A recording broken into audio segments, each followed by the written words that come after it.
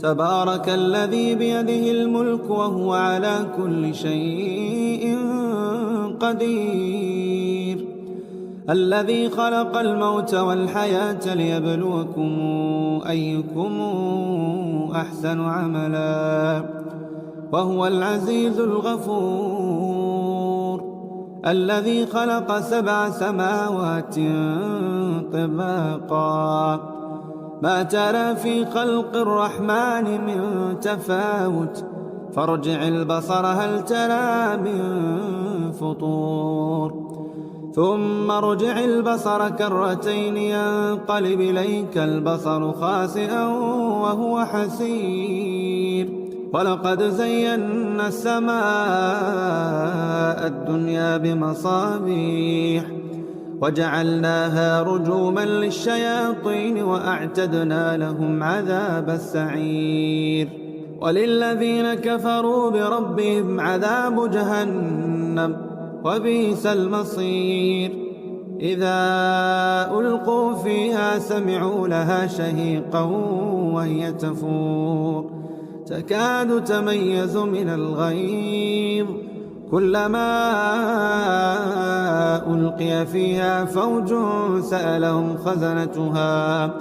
سألهم خزنتها ألم ياتكم نذير قالوا بلى قد جاءنا نذير فكذبنا وقلنا ما نزل الله من شيء إن أنتم إلا في ضلال كبير.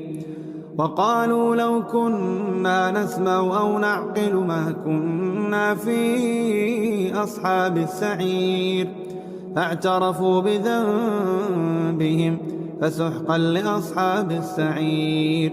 إن الذين يخشون ربهم بالغيب لهم مغفرة وأجر كبير. وأسروا قولكم أو اجهروا به إنه عليم بذات الصدور. ألا يعلم من خلق وهو اللطيف الخبير. هو الذي جعل لكم الأرض ذلولا فامشوا في مناكبها وكلوا من رزقه وإليه النشور. آمنتم من في السماء أن يخسف بكم الأرض فإذا هي تمور أم أمنتم من في السماء أن يرسل عليكم